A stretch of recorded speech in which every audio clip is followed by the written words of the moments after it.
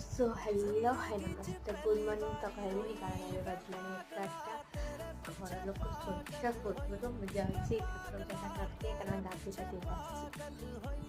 तो आसीगली मुझे ठाकुर पूजा करने को जेहेतु डेरे उठी ब्रेकफास्ट तो मिलनी से मिड डे मिल माने मध्याह्न भोजन आड़ को जदि जा माँ बन देता ये पखाड़ भात आलू चकटा आमती किसी दी प्रकार आचार ताको खाई सारी टे शोई पड़ी पुणी उठू उठू संध्या होता चाह बनैली